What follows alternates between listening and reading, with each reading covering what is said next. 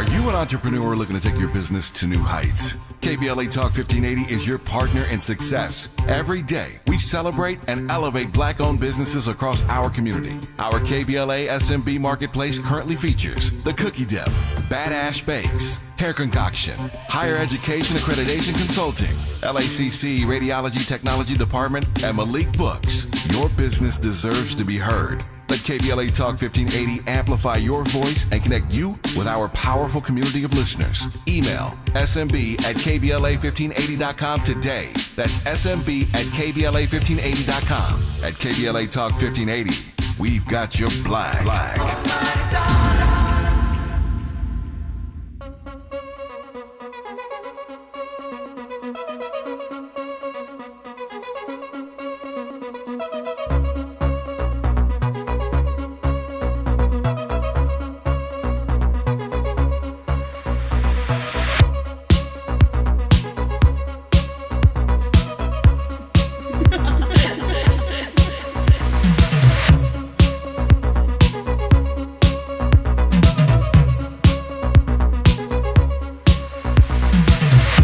This is Jesse Jackson Jr. on KBLA Talk 1580. I'm your West Coast guest host on KBLA Talk 1580. I'm so grateful for Tavis Smiley giving me this opportunity. Our guests on the first hour included Dr. Hassan Jeffries, who's going to join us in the second hour, and Dr. Hill, two distinguished professors who offered some insight on the history of our people from 1619 to the present, and the decisions that we have to make today in light of the direction of the straight line that our history has represented. We're going to be joined in this hour by Anthony Collier, who graduated from the University of Texas School of Law, where he served as student body president and as the 54th chairman and CEO of the National Black Law Students Association. Anthony previously served as a legislative director in the Texas House of Representatives, as a legislative aide to the legendary Texas Congresswoman, I believe, Sheila Jackson Lee, and as director of criminal justice for the National Urban League. Anthony Collier, welcome to KBLA Talk 1580. Hi, good evening. Thanks for having me. Anthony, we've been having a conversation with Dr. Hassan Jeffries, who is also still on the live line with us, about what next. We've measured it against the backdrop of all of our history so that we can make in the present decisions about what we must do to resist, but also a plan of action going forward. Anthony Collier, tell me about your experience in this election, about the direction that our country is headed, and what we can do to fight back. Sure. So my experience in the election, I did a lot of work with the Harris County Democratic Party, working on the ground to ensure we were able to reelect the youngest and first black county attorney out here in Harris County, which is Houston. I think the most important thing that we need to do is ensure that we're speaking to the working class. It seems that a lot of the working class feel as if the Democratic Party has left them for whatever reason. I believe that we have the right policies, but I don't know if we're getting the messaging out. I think that the Republican Party has done a great job of using misinformation to fool people into thinking that, you know, the Democratic Party has gone so far left and that we're kind of out of touch. So we just got to, I believe, fight back with the grassroots campaign, door to door, looking people in their eyes and speaking to them. Especially, I think, Hispanic males, it seems like we've lost them. The majority of them voted for Trump. And so we got to figure out a way to bring them back into the fold. You know, Anthony, let me challenge just a little bit about that, because I actually don't think that the Democratic messaging was that far off. I mean, from the coalitions initiated by the Great Society to the broader society that Dr. King was fighting for with the Poor People's Campaign, Dr. William Barber's work, Al Sharpton's work, Tavis Smiley's work, Jesse Jackson's work, the coalition built by Barack Obama and Kamala Harris. Something particularly rang out for me, Dr. Jeffries, in this campaign, and it was a quote from Lyndon Johnson where he said, "If you can convince the lowest white man he's better than the best colored man, he won't notice you picking his pocket." Hell, give him somebody to look down on, and he'll empty his pockets for you. Democrats been speaking consistently for labor and for poor white folks. But seems to me, Dr. Jeffries, the central issue in this campaign is the 800-pound gorilla in the room, racism, misogyny. Yeah. Dr. Jeffries? And I agree 110%. I mean, racism is the most powerful political tool that America has ever created. And Donald Trump may not know much, but he sure knows how to deploy it. And he's willing to deploy it with reckless abandon. And those who know better and who should know better are willing to go along with it for their own personal privilege, profit, and power. And so those who do not benefit from racism, which is not just sort of black folk, obviously, but also, as you were pointing out, these white folk. White folk in Mississippi ain't got a pot to piss in and no teeth, and dependent upon not no teeth, dependent upon no teeth, and dependent upon Obamacare. But on the Affordable Care Act, right? On healthcare through the Affordable Care Act, but they're opposed to Obamacare. It's like, what are you doing? So I think you're right, as the brother pointed out. We have the right policies, and actually we have the right messaging. But the question then becomes, why is it not reaching those who it needs to reach? Why are we losing, right? 70% of white males and so many of the white working class. We have a working class message resonating with black folk. We get it. Why is it not resonating with white folk? There it is, that combination of sexism and racism. And we have to find a way to crack that. We often say that, or too often you hear, well, you got these white folk, they're not voting. Poor white people, they're not voting in their own interest. People always vote in their interest. It's not that they're not voting in what they perceive to be their own interest. They are. It's that what they think is in their own interest is not. And so how do you shift them? And that's where that racism comes into play. How do you shift them away from saying, you know what, the reason why I don't have a job is not because of, low income, low wage workers coming over the border, migrating and immigrating to the country. It's because, these corporate 500 companies are sending our jobs to China and to these other places because they can save $5 on wages. So we have to message, don't change the core of our message, and certainly don't throw people like trans folk over the bus. We don't need to embrace the hate of the other side, but we do have to target and explain why our policies actually benefit those who think they do not. When we come forward, we'll have Dr. Hassan Jeffries and Dr. Attorney Anthony Collier. I'm Jesse Jackson Jr. on KBLA Talk 1580 when we come forward. Can you feel the power? I don't know what's going on. Scares me, but it won't be long.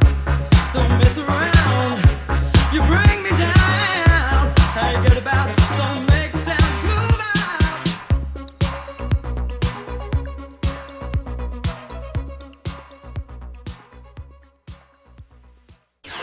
She's the real deal in real time. You're listening to Areva Martin in real time on KBLA Talk 1580. KBLA Talk 1580. We've got a lot to talk about.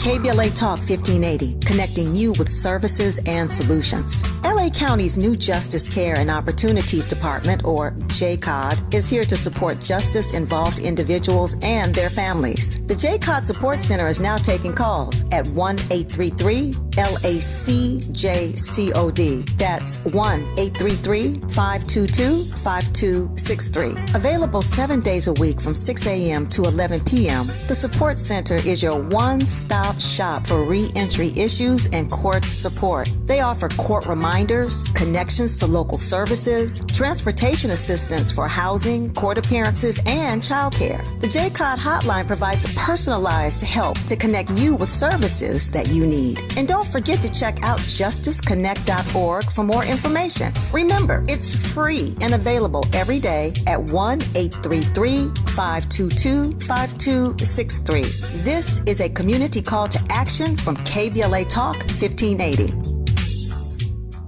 We're not just a thermometer recording and broadcasting popular opinion. We aim to be a thermostat, transforming the conversation about climate justice in our community. This is KBLA Talk 1580. Talk 1580. You can do it all by yourself.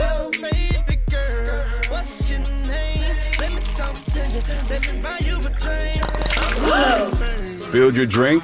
Quick, the quicker picker-upper. Bounty picks up spills quicker. And each sheet is 2 times more absorbent, so you can use less than the leading ordinary brand. So you can get back to your night. Bounty, the quicker picker-upper.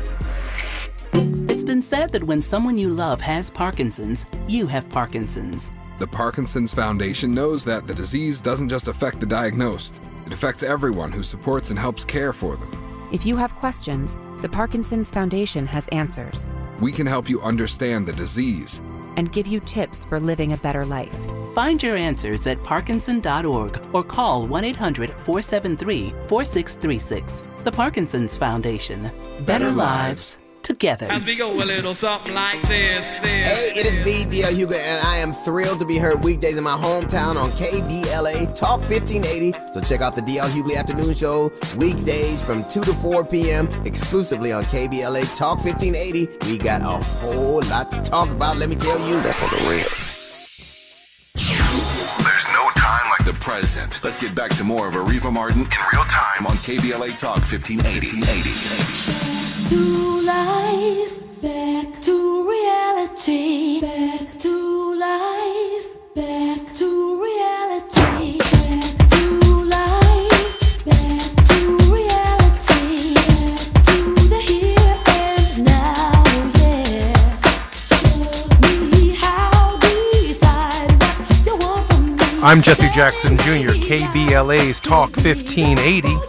I'm the guest host on the West Coast, and we are jamming today with Hassan Jeffries and Anthony Collier, trying to recap where we go next. I'm going to be here with you for the next 3 or 4 days on KBLA Talk 1580. Anthony, listen, I want to talk with you about what I saw when my truck broke down on the Pennsylvania Turnpike, and I saw this opioid crisis, this fentanyl crisis. And I had to live in Appalachia for about 3 days, not hustling between Chicago and D.C. But I saw these red counties. I saw the people who live in these red counties. I mean, I didn't see any difference between them and some urban ghettos and some neighborhoods that I'm very familiar with in Chicago, in D.C., in Southeast D.C., or in various parts of New York or other parts of the country where the masses of our people live. I saw more in common with them than I did them having not things in common. And my concern is, are our messengers the problem? Anthony, your thoughts. Not the message, our messengers. Right. Well, I mean, Democrats haven't got a majority white vote since 1964, and we know what happened in 1965, right? Ever since the Voting Rights Act was passed, we've Democrats have kind of lost the white voters.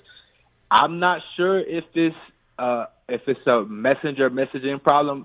The thing about Vice President Kamala Harris, I love Vice President Kamala Harris. I think she's phenomenal. I think she's overqualified to be president, but she hasn't really won a nationwide election, right? And when she ran for president in 2020, she was one of the first candidates to kind of fizzle out. And in this instance, there wasn't really a primary process because of how late President Biden got out of the fold. So if we had a primary, there's no guarantee she would have been the candidate.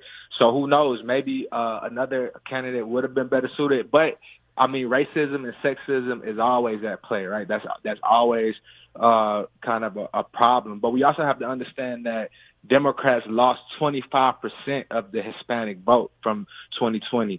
And I think that's a problem. I think Democrats misunderstand Hispanics. I think Hispanics are a lot more conservative when it comes to LGBTQ, when it comes to abortion, and also when it comes to the border. I think the Hispanic population is a lot more conservative than we realize. And that doesn't mean that the Democratic Party should become racist or pretend to be more conservative than they are. I think that means that when we talk to the Hispanic population, we should be talking to them not about necessarily Trump is racist on the border, because a lot of them might agree with the stuff he's saying on the border. We should be talking about kind of like the same messages that we would say to a working class white person or a working class black person.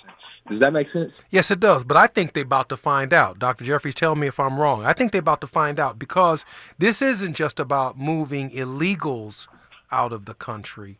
It's also about every legal Hispanic could very well be racially profiled.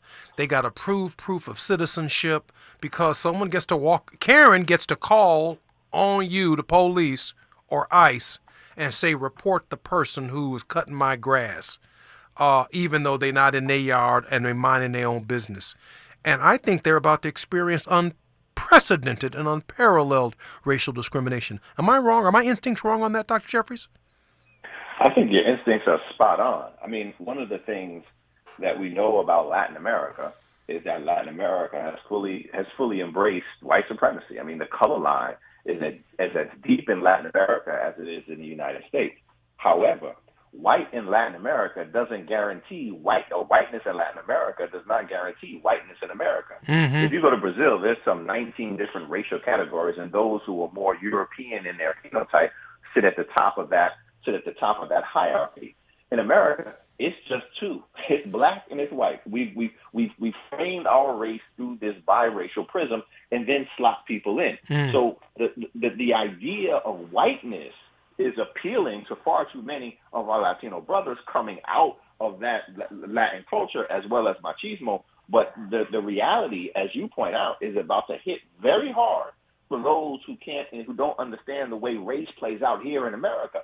That when they're talking about we got a problem with these people of color, and you got too many Latin brothers who are like, oh yeah, we do. They're like, no, we're talking about you. Mm-hmm. So that is going to be a problem. We also know, like, people like, and the brother is absolutely right about sort of the question of immigration, right? Like, that's not really, it's not a surprise. And we saw this in poll after poll that, so the appeal of, look, when they're talking about the border and not letting other people in, those who were first generation immigrants who were like, yeah, that's a good idea. There's always this, too often this othering, like, yeah, don't let anybody else in, we're good, right? The rest of them are the problem, we're the good ones.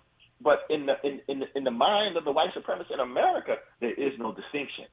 That appeal has to be made clear, as you were pointing out. There is also, it's not just the social conservatism of the Latino community. The African American community is also very socially conservative. Absolutely, has always been. But what is it about us that allows us to cling to our core social values, but still vote in a way that promotes basic civil rights and human rights? Mm-hmm. If we can figure out what that is and how to translate that for our Latin brothers and sisters, then we'll be able to pull them to the right side of this political struggle. I think that's right, Anthony. Yeah, I think one of my friends and I was talking about that the other day. As far as like black people being kind of like the soul of the nation, as like the moral compass of the United States. A lot of that is rooted in how we got here, right? The horrors of the transatlantic slave trade. We understand that we've seen the ugliest side of this nation, and we know how bad it could really get. And so I think that's why we're always very sensitive to fascism. We're always very sensitive to white supremacy and racism. But I agree that black people, especially older black people, are more conservative. And if the Republican Party wasn't so racist and wasn't going against our voting rights, you would see more black people voting Republican. As a matter of fact, there has been a slow but steady drip of black men leaving the Democratic Party. It started in regardless of the race or the gender of the candidate for the Democratic Party. We're losing about 2% of black men every presidential cycle. It started with President Obama. Less black men voted for Obama in 12 than in 8. And then in 2016, 82% of black men voted for Hillary Clinton. In 2020, 80% of black men voted for Biden. And then in 2024, 78% of black men voted for Kamala Harris. So regardless of the race or gender of the candidate, black men have been leaving the Democratic Party by about 2%. That's interesting. So this is going to be a rebuilding period, I think, for the Democratic Party and for coalitions of conscience and coalitions of justice. When I was at the seminary, and I graduated from Chicago Theological Seminary, we used to ask ourselves the question, why has the white community, with all of its needs in almost every category, from health care to housing to education, white poverty, as William Barber says, far exceeds in terms of numerical numbers African American poverty in every conceivable category, and yet the white community has never produced its own Martin Luther King. The Hispanic community, with what Donald Trump is about to take immigrants through and that community through, has never produced its own Martin Luther King. But I believe we are looking at an era where these communities will ultimately end up with such leadership, because the conditions under the present administration are not going to get better. They're only going to get worse. And we can only pray and hope that they wake up to the idea that maybe we should not be building, Anthony or Dr. Jeffries, we should not be building our coalition. And our coalition does take into account the Electoral College. It does take into account that we need 270 electoral votes, and all of the black votes in America on the same day voting for our person can't get one Electoral College vote without women, without the LGBTQ, without labor, without all of these people coming together in a state in order to win a state. I think that when I look back over my father's Rainbow Coalition, that maybe what's going forward is an organization that builds around a pain coalition and suffering. Because I think if we tie the pieces together of women suffering and LGBTQ people suffering and African American men who've been incarcerated suffering, and when we think about those who will lose their health care and their Social Security, maybe it's not a racial coalition, maybe it's a pain and suffering coalition. And somewhere I read in a book that's pretty famous in Christianity, that a man went around the Sea of Galilee organizing people, not based on their color, but based on their pain and suffering. And maybe if we look at this as a coalition to organize suffering, we'll end up with the largest coalition in the United States. Dr. Jeffries? I think you're right. There's a lot of pain to go around. We talked in the first hour, for those who are just joining now, about are we sort of coming to an end of a reconstruction period.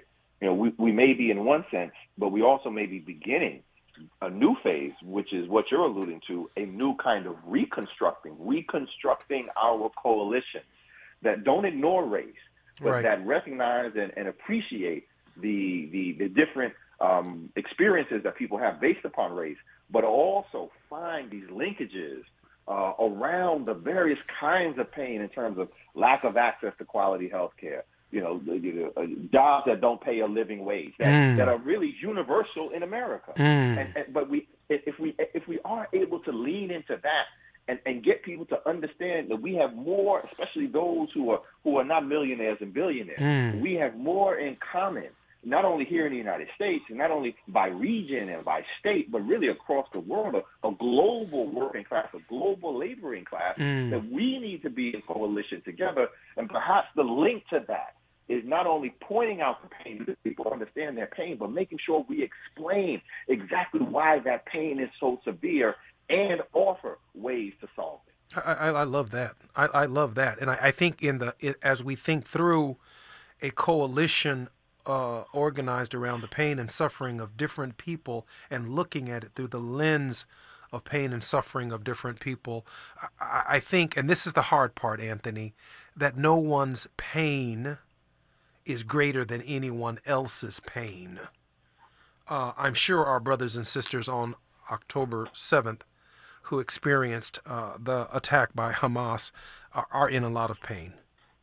I'm sure of it, but I'm also sure our Arab brothers and sisters who've been the victims of a relentless bombing campaign from Netanyahu and the Israelis and the spread of that conflict to Lebanon and to Iran and other parts of the Arab world. I'm sure, I know they're in pain. I saw them myself in Michigan and other states amongst many students who were concerned about the direction of the Biden-Harris administration. I saw the pain.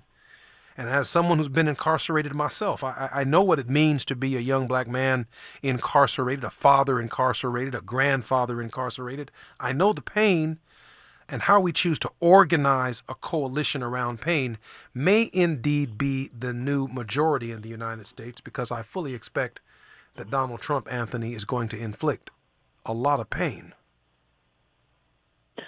Right. And to your point, that suffering and that pain, Donald Trump has offered a reasoning for that, right? He's speaking directly to that white pain, and he's saying, yeah, I know that you're hurting. I know that you can't afford, bread and milk and eggs. It's because of those immigrants. It's because of those immigrants coming over here, stealing your jobs. He even tried to pitch it to black people. They're stealing the black jobs.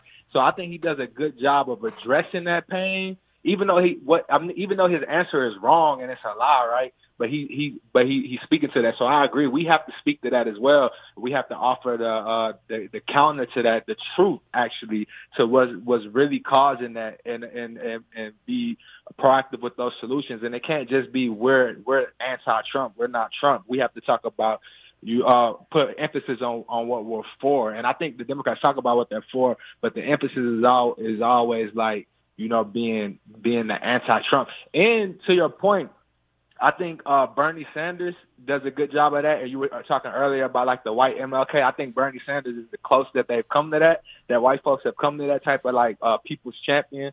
And also I think I know that that's the greatest fear of the ruling elite, because like there was this thing called Bacon's Rebellion that happened a couple of centuries ago, where the white poor farmers came in together with the black poor, and they caused a whole uprising. I need you to hold that thought. When we come forward, this is Jesse Jackson Jr. on KBLA Talk 1580.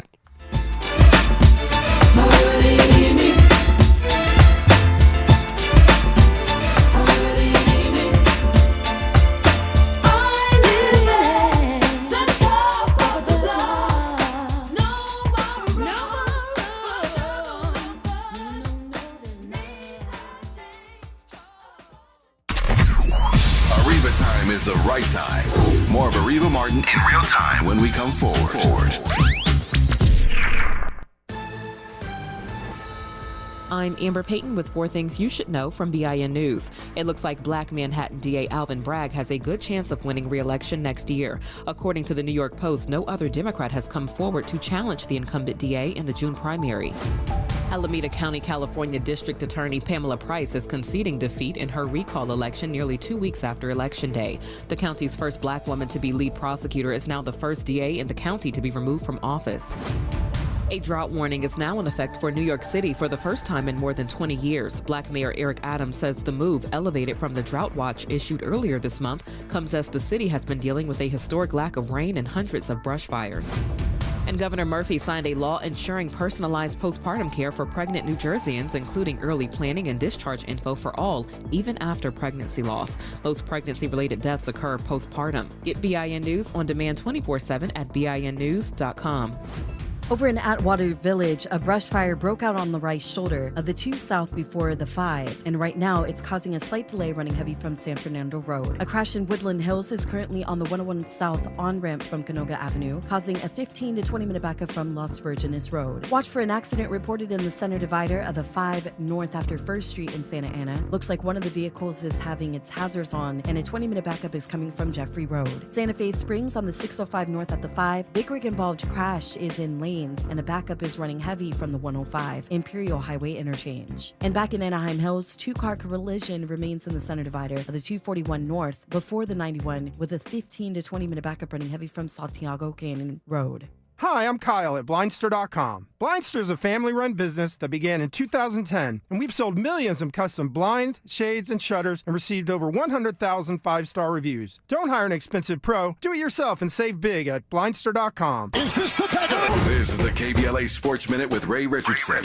I'm a bad man. Interesting game tonight at the Intuit Dome in Inglewood. Golden State is in town to play the Clippers. The NBA's top 2 all-time three-point shooters will be on the court tonight. Golden State Steph Curry and the Clippers James Harden. Harden dropped 2 threes last night to move into second place on the all-time list for three-pointers behind Curry. Both players are in their 16th season. Curry has the NBA's three-point record with 3,782. Harden has 2,975. At the moment, Harden is 807 behind Curry. Even if Curry retires after this season and he's showing no signs of slowing down, Harden would need to play at least 3 more years to catch Curry. At age 35, 3 more years from Harden seems unlikely. It might be a while before we see another prolific shooter like Curry, and it's possible we never will. If you're going to the game tonight, enjoy the moment, especially if Curry and Harden get into a rhythm. No debates, no speculation, just the info you need. That's your KBLA Sports Minute. I'm Ray Richardson on KBLA Talk 1580.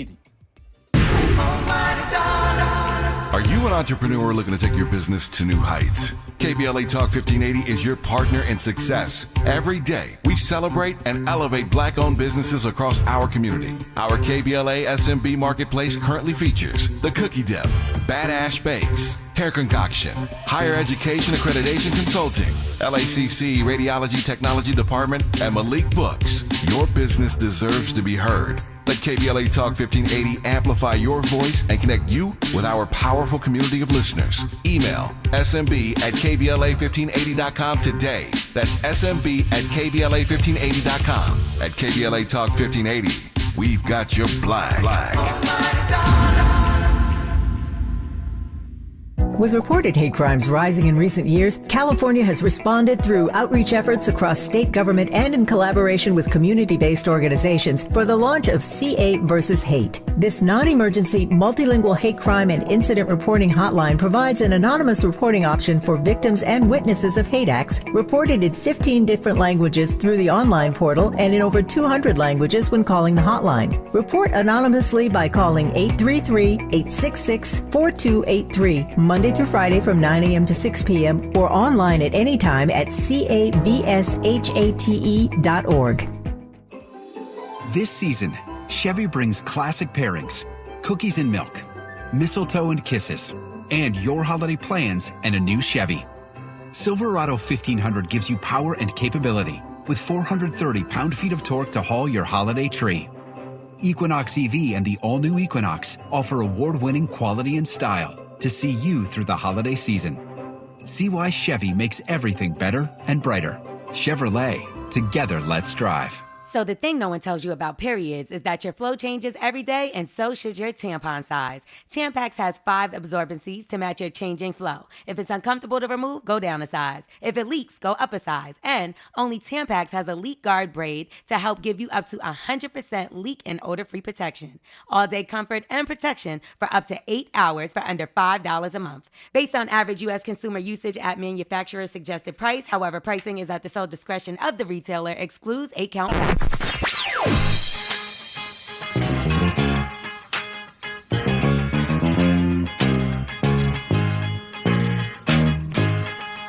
This is KBLA Talk 1580.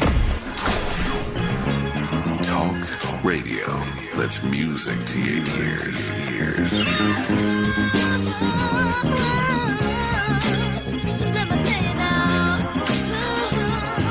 We're unapologetically progressive. KBLA Talk 1580. You're listening to Areva Martin in real time on KBLA Talk 1580.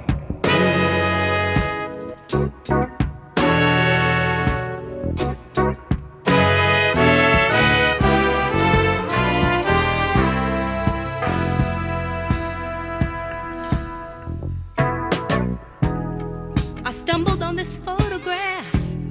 It kind of made me laugh. It took me way back down memory lane. This is Jesse Jackson Jr., KBLA Talk 1580, walking back down memory lane with Minnie Riperton. Wow. Honored to be with Hassan Jeffries and Anthony Collier, kind of recapping and beginning a week of exploration into the thinking of our community and what next. We talked about organizing around pain and suffering, and during the break I spoke with Tavis, who was telling me that this question of whether or not the white community can create, can find, can develop through character the kind of leadership of Martin Luther King Jr., and whether or not the Hispanic community under the prism that Donald Trump views reality, including the deportation of millions of people back to the south, to the southern border and beyond, whether or not they can create a Martin Luther King Jr. And Tavis said it's somewhere between the absence of humility and humanity and a God complex. That their vision of this prosperous God who's ordained prosperity and ignores poverty, ignores the woman by the well, ignores the sick, the suffering, the least of these. I read at one point in time that one of the reasons that socialism never took root in America is because every poor white American sees themselves as an unfortunate potential millionaire who just hasn't got lucky yet. And so I wanted to explore this issue a little bit deeper. We organize by race, the National Association for the Advancement of Colored People. We organize the National Urban League. We have Jesse Jackson's organization, and I might add my dad's organization at this phase of its existence is very different than it was in 1984 and 88 when he was pursuing electoral votes, when he was trying to win states to become the Democratic nominee. It has now kind of drifted into mostly African Americans and an African American organization, the National Action Network.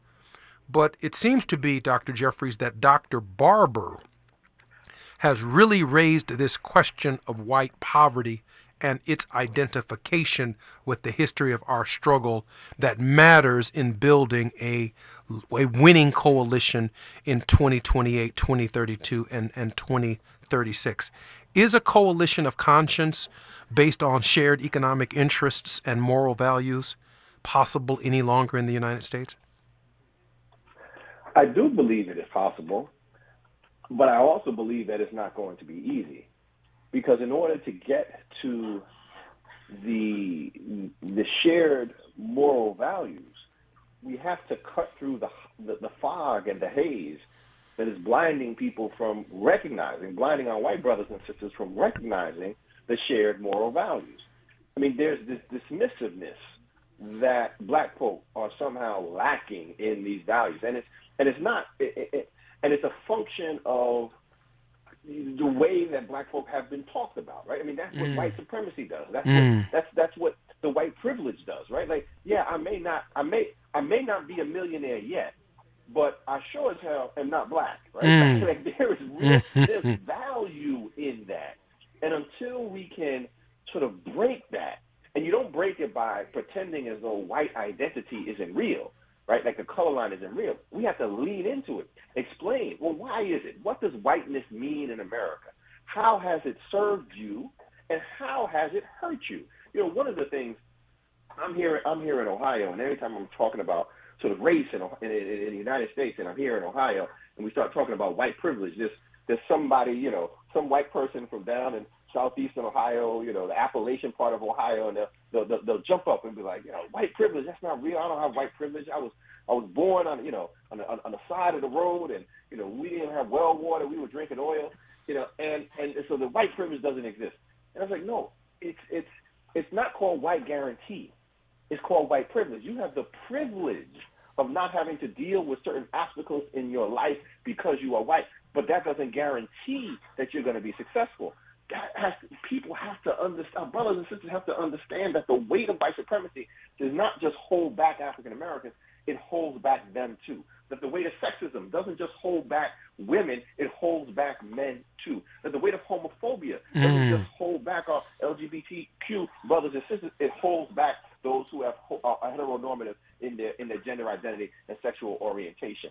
We're all burdened by these isms, and the sooner, the quicker, we're able to sort of see past it, see when it's rearing itself in our mind's eye and push past it, I think then we can finally begin to talk about what does a coalition of the willing, a coalition of those who believe in humanity of other people, who believe in the rights, civil rights and human rights of other people, what does that look like and what can it accomplish? Anthony, your generation is far more international in scope than my generation. Again, I'm 60 years old. Your generation, overwhelmingly, a large percentage of them looked to the Middle East and to the conflict on the ground in the Middle East, and they saw a Democratic Party that seemed incapable of pursuing peace, that couldn't solve wars or solve these kinds of problems. Is there anything that messaging and or a messenger can do to help shape your generation's moral value system for what constitutes leadership? There is, and you're correct about my generation's frustration with what's going on in Israel. Like, Ta-Nehisi Coates recently released his book, The Message, and he talks about how there's an apartheid system out there similar to the apartheid system that your father fought against, in South Africa. And there were students organizing then. That's this generation are the students who organized against Vietnam. This is our generation's Vietnam, because every fighter pilot that's bombing children in Israel or in Gaza, they're U.S. fighter pilots, right? They're coming from U.S. tax dollars. We're literally funding this, what some people would call Let me correct that. I don't believe we have active men and women flying planes. I know they're in the Gulf. No. But I do believe those are American aircraft. We're not flying. They're American aircraft because Israel buys a lot. I just want to make sure that, I don't want us to be, you're right, your point is right, fundamentally right. I just want to make sure that we've not put American men and women in harm's way when the President of the United States has not yet made that kind of commitment. No, when I'm saying the American fighters, I'm talking about the planes, like Yes. the actual fighter planes, Yes. U.S. fighter planes. Yeah, those U.S. soldiers are physically present there, but it's U.S. weapons and U.S. planes Absolutely. that Netanyahu is using. And so, but my generation also understands that Kamala Harris and Joe Biden are better alternative because they only protest at the Kamala Harris rallies. They don't protest at the Trump rallies. And when we ask them, why are you protesting only at the Kamala Harris rallies, they say they don't feel safe at the Trump rallies. Well, that should tell you that democracy is alive and well right here. Right. So it seems to me that they should be doing, and I get it, but it seems to me like they should be doing everything they can to elect the person who's going to be better at Gaza, the person who they feel will actually listen to them. But I get it. They're frustrated and they're trying to do the best they can to organize and make their voice heard. But it's unfortunate that now it's going to be a lot worse for people who are sympathetic to the Palestinian struggle now that Trump is back in power. I'm Jesse Jackson Jr. KBLA Talk 1580. We'll come forward shortly. She's the real deal in real time. You're listening to Areva Martin in real time on KBLA Talk 1580. Have you heard of the 50-30-20 rule? This can help you spend and save your money wisely. So, how does it work? Distribute your dollars into 3 buckets. 50% towards needs, 30% towards your wants, and 20% goes to savings. Use this tool to help your journey to financial success. Sponsored by JP Morgan Chase & Company. Did you know that streaming music, ebooks, audiobooks, movies, and more is available for free from the Los Angeles Public Library? With your library card, you can access the latest music and movies, audiobooks and ebooks, graphic novels, comic books, magazines, and more. If you don't have a library card and live in the city of Los Angeles, you can get a digital card online for free. Check it out at lapl.org/eMedia. That's lapl.org/eMedia. Climate justice, climate equity, climate resilience. By any other name, we demand environmental justice in 2024 and beyond. We're KBLA Talk 1580, and we don't black down.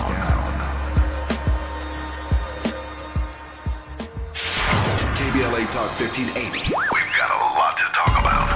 KBLA Talk 1580, connecting you with services and solutions. The Autopsy Initiative provides a second autopsy free of charge for victims' families who have lost their loved ones due to a police-related death. The services offered through the initiative include the completion of a second autopsy, disclosure of preliminary findings, and a final autopsy report.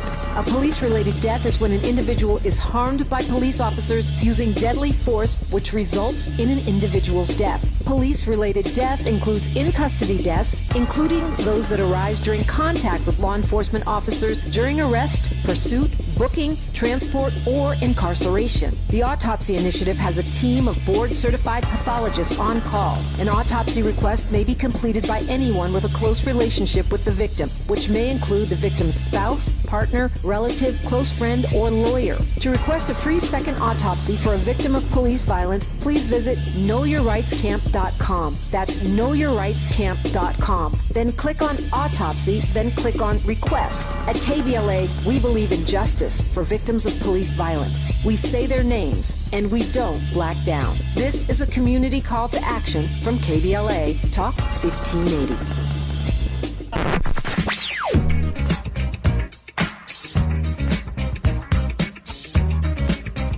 This is KBLA Talk 1580.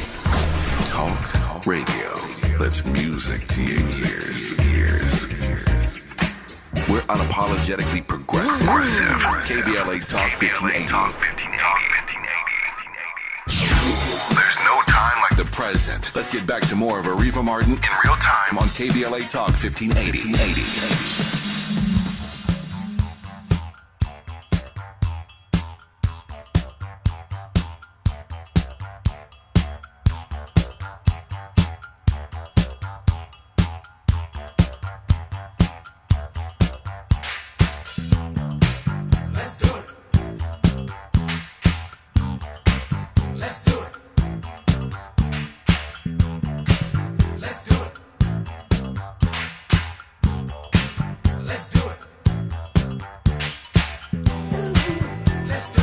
Welcome back to KBLA Talk 1580. This is Jesse Jackson Jr. Honored to be on KBLA.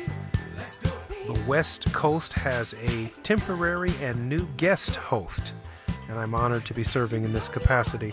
I want to thank Dr. Hassan Jeffries and attorney Anthony Collier for their contribution to my first day on KBLA Talk 1580. My final couple of questions, because we're winding down our second hour. Dr. Jeffries, help us better understand why it is and what it is about Donald Trump's appeal that within our own community would have us voting against our own economic interests. Ooh. Oh boy, I wish I had a clear and definitive answer. There's an appeal to sexism. There's an appeal to this sort of machismo. We have to be clear too that women, as was pointed out earlier about black men, slipping just in small percentages towards the Republican, the Republican Party at the presidential level, but African American women have been holding steady and strong. So that sexism, I think, is a real, in the mid 90%, 90% plus. So the sexism is real. African American men, have also faced sort of different kind of and very public sort of conditions and circumstances with regard to education, school to prison pipeline, mass incarceration, unemployment. And so just the idea of, Donald Trump, without policy behind it, without real meaning and substance behind it, but just paying lip service in some way, shape, or form to black men has had some appeal. But I do think we have to be clear and careful, because we were told before the election that there was this mass exodus of African American and black men out of the Democratic Party, Democratic column to the Republican column, and we didn't see it. It didn't manifest.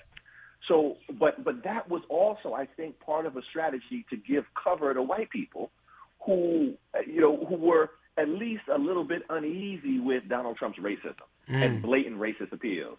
Because if black men and black people in the form of black men are willing to support Donald Trump, then clearly he can't be racist. I mean, it literally becomes that sort of equation in their minds, and it didn't manifest. So did he pick off a couple? To be sure, but black men were still solid at 80%. in sort of voting behind him. I wish that number was more. It wasn't. We have to work on our group, I think, as much as anybody else, dealing with sort of political education and not just political mobilization, and explaining, right, challenging the disinformation and misinformation and real ignorance that stems from it, explaining the ways in which policy at the federal level, but also at the state and local level, can have a positive impact on the lives of black people and black men in particular. I saw some signs of hope, Anthony, with the two brothers and the white woman in the Tennessee legislature who had been expelled on the basis of fighting for gun rights. I need more hope. I need more hope from your generation. Do you sense that your generation is going to step up in a real resistance movement to what might happen to us, what is very likely to happen in our nation under Trump's leadership? Absolutely. I think that my generation and all of us will stand up. We're down, but we're not out. We've seen this before. You know, we've had racist presidents in the past. We've always overcome, and we'll continue to be resilient. And I agree with what the brother said about black men. I think any candidate will be thrilled to have 78% of any block. And if every demographic voted like black men voted, Democrats would never lose an election. And 80% of us voted for Hillary Clinton. 82% of us voted for Hillary Clinton. So more of us voted for Hillary Clinton than for Joe Biden. So I don't think it's as simple as sexism. I think there's, for some reason, black men are slowly dripping out, and I think that Democrats need to nip that in the bud now before it actually does become a problem down the road. You know, when I decided to run for office for the first time in 1995 and I was elected to Congress, it was because I had been fed up with leadership in my own community. They had low expectations. I was fighting to make the south side of Chicago look like the north side of Chicago. That was my mantra. And I had seen congressmen and state senators and state legislators and U.S. senators. I even saw Harold Washington run for mayor. But somehow nothing was changing on the south side of Chicago and the south suburbs until I began to run and articulate within our own black community that it was time for a change. Is your generation, Anthony, prepared to run for office and help bring some of our brothers and sisters who've gotten used to the Democratic establishment to step forward like those two young men did in Tennessee to fight for this generation in elective offices? Yes, sir. We're ready. We're ready to go. And to your point, that's a good point. I think if we can get a strong enough candidate who's charismatic, who's intelligent, who's good on the issues, a people person, we could see that. Because I think Raphael Warnock is a good example of that. He's not in my generation, but every Democrat has lost Georgia since 1992, except for when Raphael Warnock was on the ballot. That's in 2020 and 2022. Democrats carried it. So that just goes to show that the right messenger can still electrify the base and get the vote out.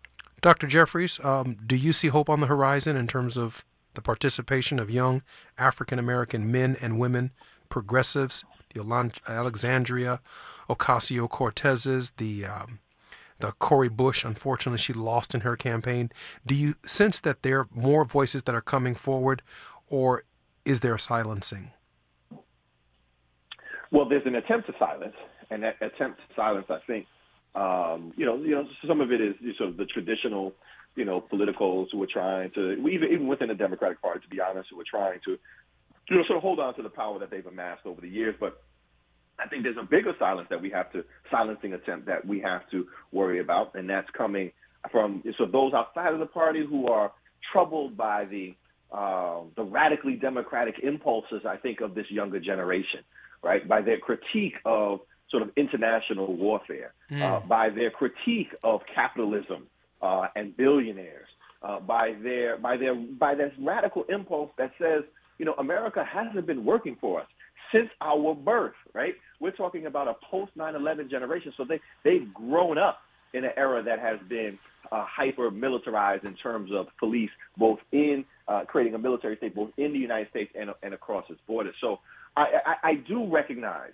a real hope in those who are even younger than me. I've crossed the 50 threshold now. So that younger generation who's coming up, because they're animated by this desire to create a better and more livable world and planet, one that is inhabitable, that will be inhabitable for generations to come. So they're able to articulate it. We just have to we don't have to stand down, but we got to stand out of the way, right? Bring them into positions of power. It'll help groom them to become the leaders that we need going forward, and then turn the keys over to them and say, make it happen. I'm hoping that that this next generation will learn the mighty lessons of the great struggle that they've inherited from our people from 1619 to the present. It is my prayer that they see themselves as the sum of all of history. They are the sum of Chopin and the sum of Beethoven and the sum of Tchaikovsky. They are the sum of every artist that's ever painted a picture. They are the sum of every jail cell and of every labor that we've had to fight and achieve who we are in this democratic society.